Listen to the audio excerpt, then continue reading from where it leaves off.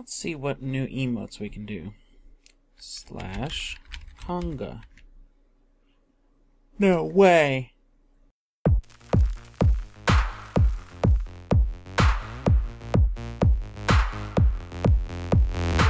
Hey there, this is your pal Pallie, and welcome back to Overrated. This is episode number 27. And today's topics are going to be a smorgasbord about Warlords of Draenor. We've got a lot of stuff to talk about, a lot of little bits of news, and then I want to talk about one of the interesting experiments they're doing with faction changes. Yeah, maybe some free faction changes kind of stuff. Stay tuned, stay tuned. But first, let's go through what's been happening with the Warlords of Draenor data mining. Get lots of little bits and pieces along the way. It's been a long time since I've talked about what's new and whatnot. So I thought I'd hop on the web browser here and show you bits of information that we've been receiving. So first up, there's been a lot of data mining and regarding armor sets and everything. So source MMO Champion and Wowhead for some of the stuff here. But basically, we're getting previews of tier sets. So this is tier 17 Monk. Pretty interesting stuff. This is probably the normal and heroic versions. You can see all the fun stuff. You're going to have some sort of big glowing eye coming out of the front of your head. Cool. There you go, monks. A lot of people don't usually do the helmet. I usually don't have the helmet. I like to see the character's face and the hair and all that stuff. So, you know, I don't pay too much attention to the helmets, but whatever. That's Monk for ya.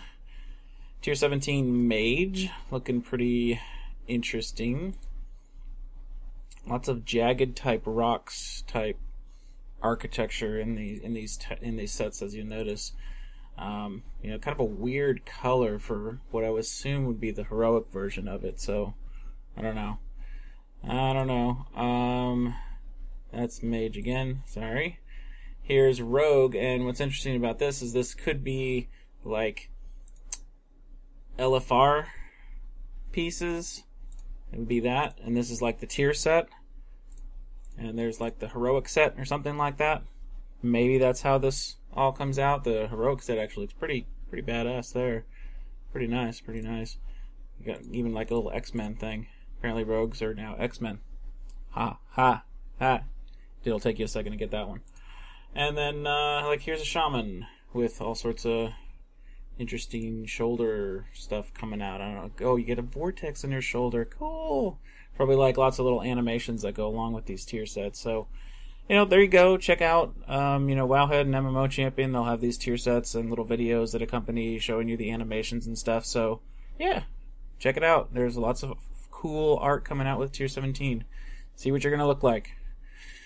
So, next up, they gave us some additional information on Garrisons. Well, maybe not yet some additional information. If you've been following along with Garrisons, as I've really been apt to do, not a lot of this blog was really new, groundbreaking information.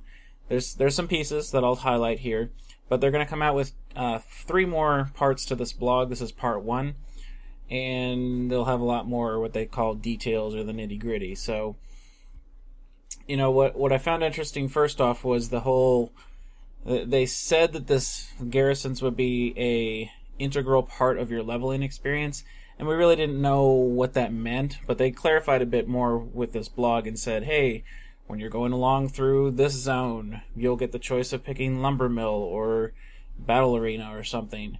And that choice then, like, changes maybe not your main quest line, but it changes what side quests might be available. So say like the lumber mill requires a saw or something, and that's a side quest that you've got to do now in that zone. Whereas if someone else picks the battle arena, they have to, I don't know, go find some mud for all the competitors to be in. I don't know, just stuff like that. So they did finally clarify a bit more about what that meant. As well, they said there would be sort of an integration into the whole zone with your garrison. So like if you had an armory, the example they gave was, hey, you could call down an airstrike from your armory or a bombardment or something like that. There was some bonuses for having particular buildings in particular zones and such. So pretty interesting stuff with respect to that. Finally got some clarification on what they meant about it being integral to your leveling. So cool. Certainly the followers, there wasn't really anything new about the followers. They talked about, they did clarify in other blue posts and everything along the way that this was going to be like LFR or even maybe normal mode gear that you could get from followers doing raids for you. So overall, they said the feel should be that if you're, cutting edge or even, pretty hardcore about raiding, it shouldn't feel necessary for you to have to do a garrison in order to stay ahead. Certainly it's not going to hurt if you're unlucky with drops or something in the first month or two, but it's not something that you're going to have to keep going for 5 months during a tier or something. That's what they've said. We'll see. We'll see if it hits that mark. I know there's lots of people who are like, I want to do garrisons, they look cool, and then there's the other side. It's like, no, screw garrisons. I don't want to have to do that. I just want to log on and raid and level and get professions and blah, blah, blah. So we'll see if they hit that mark. We'll see. And there wasn't really... The only other from the intro, the reason I did a /conga was apparently they're improving the AI in the NPCs that are going to be in your garrisons. And they gave some reasons. They said, look, we couldn't just have them pat from, one place to another and back and forth. First of all, the garrison is dynamic. You can change buildings out. And as well, you want to see your followers like, hey, go make me some potions in the alchemy lab on the garrison. You want to see that follower turn around and go walk that way and do the thing that you told them to do. So they couldn't, their current scripting engine for AI for NPCs really didn't handle that, so they had to upgrade it and do lots of more interesting stuff. Now it's may seem like a minor thing to people, but what it may enable in the future is it may be able to make NPCs a bit more a bit bigger part of encounters, raid encounters and such. So, in Siege of Orgrimmar, we have the Galacross encounter, where you have those NPCs and they sort of help you fight and whatnot, but they're pretty much scripted as in, if they're in combat, do this and shoot some stuff, shoot a flame strike on the ground, put a blizzard out there, whatever. Maybe we would get some more stuff that would be more intelligent about, this raid encounter, you only need 2 healers because you got this NPC that's actually fairly smart about who to heal and stuff, but you have to be, running through their healing orbs. I don't know. Just, it could open them up to make more interesting encounters with NPCs, which may or may not be a good deal. I know a lot of people in Dragon Soul were sort of upset that, Thrall comes in and just kills Deathwing for us. It's all dead. Whereas you want to feel like you're the hero, you're the one downing the thing, you're the one killing the big baddie. So, I don't know. An interesting sidelight to all of this. And that's some theory from myself. So anyway, moving on bits of news. I'm done with the web browser for now.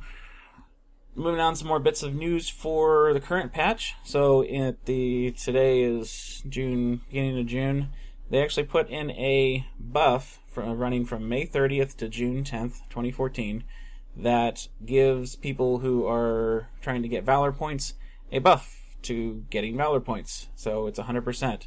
So if you go and do a heroic scenario and get 150 out of that for your first one of the day, you get 300. Woo! Cool. Good stuff. Obviously, it's to counteract another game that just came out and to try to get people to play WoW as opposed to the other game. Whatever, this is Blizzard, that's what they do. But it's really nice for alts and for your main if you're just like, oh man, I gotta do my Valor this week so I can get my quadruple upgraded gear. Such a grind. Well, now it's half of a grind. So it's really quick. I think someone said you can do 5 heroic scenarios and be done, and maybe a dungeon or something. I don't know. It's pretty darn quick. I capped on my paladin. Well, my hunter was already capped for the week before they did this. Thanks. But I did it on my paladin really quickly, and it was just oh, I'm done. Great, cool, thanks. So, good stuff. Good stuff. Runs to June 10th. We'll see. And there's another buff that's been data mined that's related to the Black Prince rep. I'm not sure. I forget what the actual name of the buff that they data mined was, but I guess it's sort of going to be a catch-up method to try to get you the legendary cloak quicker, near the end of the tier or something, because it sucks to have to grind that Black Prince rep while you're trying to get all the other stuff. Like back in the day when the quest line was just sort of linear and we were all sort of going at the same pace, it wasn't a big deal to get that rep. But now it's like, I gotta go do that. And I see groups on OQ forming about that all the time. So, anywho, I don't know when that's happening or if it will ever, but check that out if it does happen. And finally, last subject, which will take me some very long time to talk about, is that they're doing a free faction change experiment on a certain server. You can check out the details on MMO Champion or other news sites. But anywho, this one particular server has now been eligible for sort of the dominant faction to transfer to the less dominant faction. I think it's Horde to Alliance. If I'm wrong, then obviously it's the other way around. Only two choices. So anyway, this is really, really interesting, and it's an experiment, and they've said it's an experiment. If it works out, maybe we see this and more so. But it brings up one of those real tough things about balancing factions. So they've tried to balance factions in many different ways. There's been free transfers from this server to this server to try to balance not only population but balance factions. Certainly some of the server mergers they did with the whole virtual server stuff, they tried somewhat. They didn't say it was a focus, but they tried somewhat to pair up, like, here's a Horde dominated server, let's pair it up with Alliance dominated one, and it'll sort of work itself out. And again, with varying degrees of success and not really that big of successes. The servers, if you look at, I know WoW Progress is not a population tracker, a good sense of that kind of thing, but you can really get a sense of what the general balance of a server is from WoW Progress. So you just look at the top 20 or so of the servers, and they're either one or the other faction. And it's not all Horde, it's not all Alliance, whatever. But it's like, here's Illidan. 99.9% of the raiding population on Illidan is Horde. Here's this other server, I think Area 52 maybe, is a Alliance-dominated server, and it's like, there's just no Horde there. There's just none. And some of it has to do with PvP servers. So, here's one factor of this discussion. Certainly, when you're on a PvP server, there's the open world PvP, there's a chance of getting ganked, there's a chance of, stuff happening back and forth. And when you hop on a server like that, there is a tendency for people to sort of gradually go to the winning faction, and it's not always going to be an even fight. So certainly you get those people who set up a raid for the Alliance or for the Horde at 2 a.m. and they go and storm in and everyone's dead, whatever. But when there's like just pockets of fighting, or hey, they just stormed 2 moons, let's push them back, let's go attack them, whatever, there always is going to be a losing side. And if that losing side tends to keep losing, people start to lose faith, they get frustrated, whatever, and they're just like, forget this, I can't even farm herbs, I always get ganked out there, whatever. People get frustrated over time, and generally the population moves on over. And as well, if there's less players playing on your faction, that also means your economy, your auction house and all that kind of jazz is certainly tilted towards there not being much there for you. So it gets harder to get flasks and pots and herbs and make money off the auction house, etc., etc. So those types of players, the people who are gathering, who are trying to sell, and they start to gradually go to the other side where there's more of a market, where there's more of a whatever. And certainly there's going to be people who are like, no, screw this, I'm going to be on the dead side so I can just dominate the gem market or something, which, works out for people. I was on a fairly dead server for a while, and there was like 1 or 2 people just trying to control this market or that market, and so working with them made me a bit of money and stuff, and that's stuff that happens. But in general, people like to see a sort of thriving economy and be able to buy the stuff that they need and not have to be like, well, I just can't find any iron ore. No one's even putting that up. Screw this. I'm going somewhere else. Either they switch factions or they switch servers, whatever they want to do. But why would they have this free faction change experiment? So they're obviously trying something else to see if it works out. And here's the question for you.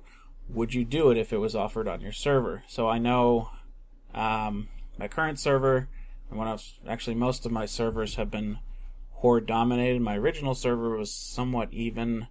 It's actually a little bit more Alliance, but it's PvE server. But would you do it if, say, like, your whole guild was like, yep, we're taking this transfer, guys. Peace out. We'll see you on the other side. Would you do that? A lot of people have, and this goes back to, why did you pick your faction originally? So, probably one of the top reasons is, hey, my friends are all playing that. I can play with them if I'm the same faction. Okay, cool. Or was it some sort of cosmetic thing like, oh, I really think that Blood Elves looks cool, so I'm going to go Horde, or I really like the look of Night Elves, so I'm going to go that way, and whatever. And that was your original, thought on what you were picking. I started out as a human, and then was a space goat, and then that character transferred and became a Tauren. So, and all of those, besides the changing to the space goat, which was just like a cosmetic, and I wanted the bonus, I was like all cool, like, ooh, I'm gonna get that 1% hit bonus. Those original decisions were, well, the people who recruited us to play the game with them, who were like, hey, let's play, yeah, we're on Alliance, so we just picked Alliance side things. And then when I transferred to be Horde, I was going to transfer to play with friends on the Horde side, so that's why I went there. So I think it would really have to be driven, for this to succeed, this free faction change experiment, etc., I think it really would have to be driven by sort of groups of people saying, yep, we're all going over to this side, and come join us. I don't know. What else would get you to faction transfer in an MMO like this? It seems common sense to me. But, what do you guys think? Because it's an experiment. They're trying it out. Works out. Maybe faction transfers on more populated servers become free. Like if you're on Illidan right now, Illidan server, if all of a sudden they said, nope, we're going over here, and 25% of the server went that way, and you kind of liked playing Alliance or something, would you do it too if your guild was going? Or and certainly, what another sidelight to all of this is that the bonuses, the racial bonuses, are going to be, well, they always say they're going to balance them. Never works out completely and utterly. There's always going to be a faction that has just a little edge over the other one, unless they just do unless they do it just like they did Professions, where they said, nope, there's no combat bonus at all. Being a particular race is just whatever. You just look different from other people. Unless they did something like that, there's always going to be a side that's, a racial that's just going to be better. And that's going to matter to, it's going to matter to a lot of people, but it's going to matter only to those tip-top guilds who are like, yep, we really need to be Horde because there's that slight edge and we need every bit that we can. So we're going Horde, which then causes a lot of people to go, well, I see that the top 3 guilds are Horde. Come on, guys, we need to have every edge trying to, catch up to them. Let's go there too. And then it cascades from there. There's leaders, followers, etc., in this whole crazy thing. But will that matter to, it shouldn't matter to someone who's just trying to get down normals and heroics or whatever. So I don't know. What would make you transfer over if they said, hey, on your server, you can go opposite faction, would you do it? What would make you do it? That's an interesting question. So, this episode's a little short, and in fact, I need to not be bad and log back onto the game because I, completely spaced that it was Sunday, completely spaced that this is the week that I need to go get Dark Moon done and get my freaking insane achievement. Lots of baseball. Anywho, I'm gonna go do that, and by the time this is up, I will probably be Chablis the Insane, so look at my character. With my character, it should be the title. I'll try to make it the title for a long time, because I'll be proud of it. It's been a long time. I've been waiting for this. Give me that. Just give me that. Anywho, thanks all for watching. Appreciate you guys watching, subscribing, all that other jazz. Spread the word that there's going to be some good stuff coming beta. I should be in it. So be watching for lots of videos coming out from me. Someone actually asked for a good sort of mini video, which again, I've been really busy. And I'm going to try to do that one. So I'm going to put it down that I'm going to do it, which means I will have to.